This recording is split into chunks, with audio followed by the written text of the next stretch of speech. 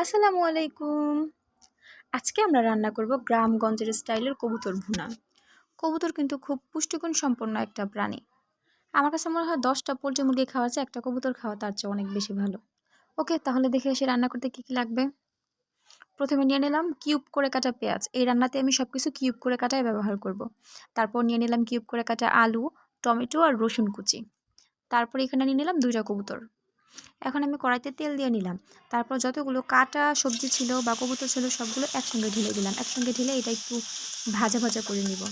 একটু লাল লাল করে ভেজে নিব। ভাজলে হবে কি, এখানে কাঁচা মাংসের যে স্মেলটা সেটা চলে যাবে। একটু লাল লাল করে ভেজে নেওয়ার পর এখানে দিয়ে দেবো এখন বাটা মশলাগুলো। কেউ কিন্তু রান্না দেখে আবার কোনো নেগেটিভ কমেন্ট করবেন না। এভাবে রান্না করে খেয়ে দেখুন, তারপর যদি খারাপ লাগে তারপর আপনি কমেন্ট করে জানাবেন। একে একে বাটা মশলাগুলো দিয়ে নিলাম। পেঁয়াজ, আদা বাটা, রসুন বাটা, জিরা বাটা, এগুলাই মশলাগুলো দিয়ে হালকা একটু পানি দিয়ে কিছুক্ষণ নেড়ে নিলাম। এখন এই পর্যায়ে আমি দিয়ে দিব গুঁড়ো মশলাগুলো। গুঁড়ো মশলাতে আমি একটু মরিচের গুঁড়া একটু বেশি করে দিব, কারণ কবুতরের মাংস একটু ঝাল ঝাল হলেই কিন্তু ভালো লাগে।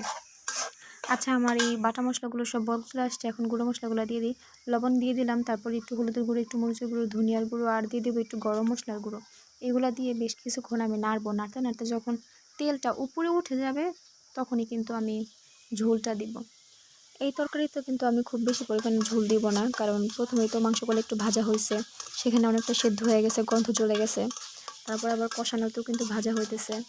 এই যে এখন কষাতে কষাতে তেল উপরে চলে আসছে, এখন আমি অল্প একটু পানি দিব।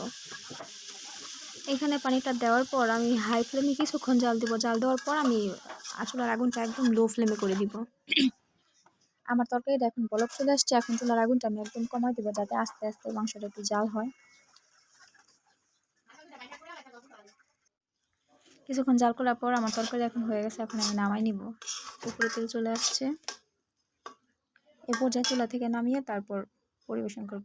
ফাইনালি দেখেন আমার কবুতরের মাংসটা কেমন হয়েছে। লোকটা খেতে কিন্তু অসাধারণ হয়েছে। যাদের বাসায় বাচ্চা কাচ্চা আছে, যারা পোল্ট্রি মুরগি খাওয়াইতে চান না আমার মতো বাচ্চাকে, তারা কিন্তু এই কবুতর রান্না করে বাবুকে খাওয়াইতে পারেন। বাচ্চাদের হিমোগ্লোবিনের জন্য কবুতর অনেক উপকারী।